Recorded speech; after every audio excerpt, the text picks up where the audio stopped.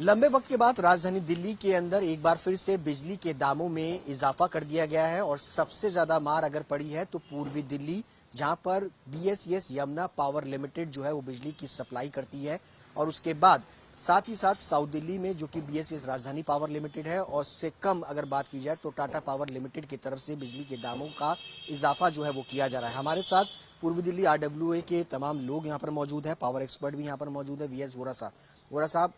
लंबे वक्त के बाद दिल्ली में बिजली के दाम बढ़ गए हैं एक बार फिर से।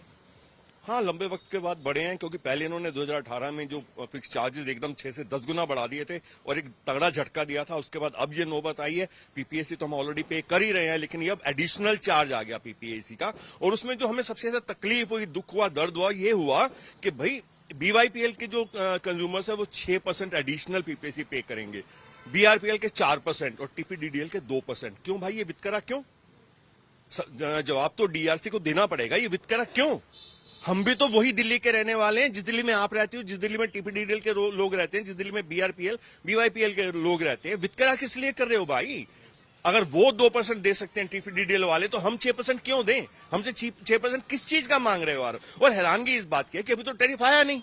अगर अभी से ये नजारे हैं तो टैरिफ ऑर्डर में क्या होने वाला है? और जबकि हम पब्लिक हियरिंग में हम खुलेआम डिमांड कर चुके थे कि फिक्स चार्जेस में लूट मची हुई है, हमें रिलीफ चाहिए। रिलीफ का अभी तक हमें कुछ पता नहीं, लेकिन पीपीएससी एडिशनल चार्ज आ गया। रिटर्न ऑन कैपिटल एम्प्लॉयड 16% आंखें बंद करके जा रही है। हम सालों से कह रहे हैं किस चीज का उनको 16% आंखें बंद करके दे रहे हो? उसमें कोई जवाब नहीं है।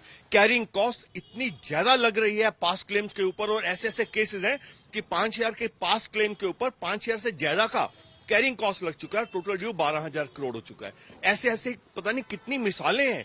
लूट मची हुई है एक तरह से, अगर हम उसको टेक्निकली देखा जाए। डीआरसी से गुजारिश करेंगे, भाई साहब आप रेगुलेटरी अथॉरिटी हो, एक बार आंकड़े चेक कीजिए, सीआईजी से ऑडिट करवाइए, तो सारा दूध का दूध पानी का पानी कीजिए और हमें सच्चाई बताइए। सिर्फ इम्पोज कर देना, सिर्फ हम लोगों पे नए से नए चार्ज थोप देना, और वो भी वितकरा करते हुए, डिस्क्रिमिनेशन करते हुए, ये गलत है। सरकार की तरफ से मुख्यमंत्री ने भी ये बयान दिया है कि बिजली के जो दाम है उनका इफेक्ट जो 200 यूनिट और 400 यूनिट तक के लोग इस्तेमाल करते हैं उन पर इम्पैक्ट नहीं पड़ेगा। उनकी बिजली और उनकी सब्सिडी जो है वो बरकरार रहेगी।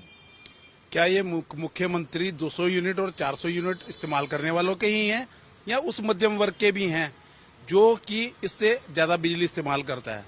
इनको ये चाहिए मध्यम वर्ग को कुछ राहत दे। आज की डेट में अथॉरिटीज की दिक्कत यही है कि वो आम आदमी की बात सुनना ही नहीं चाहती। आप ये बताइए, डीआरसी पूर्वी दिल्ली में अगर 6% बढ़ा रही है और टीडीपीएल के 2% बढ़ रहे हैं, तो उसका लॉजिकल रीजन क्या है? यहाँ 6% और वहाँ 2% क्यों है? एक बड़ी मोटी बात है। इसमें कोई लोगों की अनजस्टिस डिमांड नहीं है, और ये लोगों में एक तरह से अज्ञानता का लाभ उठाने की कोशिश मैं कह सकता हूँ। क्या कारण है बताइए? ये ई ग्रेड में आते हैं ये और इसमें चार्जेस बढ़ा के आप ले रहे हैं, उसका कारण, उसकी जस्टिफिकेशन इनको देनी चाहिए। जनता के प्रति आज कोई भी संस्थान उत्तरदायित्व नहीं रहे। उनका उत्तरदायी जो भी है वो बड़े बड़े लोगों के लिए, और जो आप कह सकते हैं कि जिनकी पहुंच है ऊपर तक, आम जनता को रिलीफ देने की बात होनी चाहिए। उसके लिए डीआरसी को इस बात का जवाब देना पड़ेगा कि पूर्वी दिल्ली में 6% ये बढ़ोतरी क्यों है। सर, आरडब्ल्यूए आनंद विहार से भी आप जुड़े हुए हैं। मैं ये जानना चाहूंगा कि क्या लगता है कि जो 200 और 400 यूनिट वाले लोगों को जो सब्सिडी मिलती है, उनसे ऊपर वाले लोगों को सब्सिडी नहीं मिलती है, क्या बोझ उन लोगों पर सबसे ज्यादा पड़ता है? सर, वो हर जगह पे वो हर परेशानी में डबल उसका भुगतान कर रहे हैं वो हर आदमी, क्योंकि जितना भी जो फ्री वाले लोग हैं उन लोगों की वजह से इन लोगों के पर हमेशा ही मार पड़ती जाए। पीछे भी बढ़ा। अब जो इस तरीके का व्यवहार जमुना पार के लिए सौतेला करा गया है, इसमें तो लोग बहुत राही मचाने में लगे, क्योंकि इस तरीके की व्यवस्था इन्होंने जमुना पार के लोगों की कोई सुनवाई नहीं है। जमुना पार में सबसे ज्यादा गरीब तबका लग रहता है, सबसे ज्यादा आबादी है, सबसे ज्यादा इन्होंने इस तरीके का वो व्यवस्था कर रखी है कि आज वो लोग बहुत परेशान है, क्योंकि हर छोटी इंडस्ट्री वाला मीडियम वर्ग आदमी वो डबल बिल भर रहा है। क्योंकि जो सिर्फ फ्री वाले लोग, कोई भी नहीं चाहता कि हमें फ्री दें, हमें वो गवर्नमेंट पब्लिक कहती है हमसे पैसा लें जो वाजिब है, हमें फ्री नहीं चाहिए, हमें बिजली चाहिए, परेशानी नहीं चाहिए। हमें ये नहीं कि हम एक दूसरे के ऊपर ये मार जो पड़ रही है इस तरीके की इस गवर्नमेंट ने इस तरीके की व्यवस्था करी है, बहुत गलत कर रखी है। क्योंकि एक आदमी सारे एक तबका बेचारा परेशान होता है, वो डबल पेमेंट दे रहा है, ट्रिपल पेमेंट दे रहा है, कई गुना पैसा दे रहा है वो जरा सा। और एक फ्री की वजह से व्यवस्था है, फ्री में देखा ना लंका में क्या हाल हुआ है, फ्री की व्यवस्था कर करके आज पूरा देश डूब गया है। आज लोग ये व्यवस्था इस तरीके की फ्री की चलती रही ना, हमारा देश बर्बादी के कगार पर है। और ये ऐसी व्यवस्थाएं नहीं होनी चाहिए, फ्री किसी भी चीज में नहीं होनी चाहिए।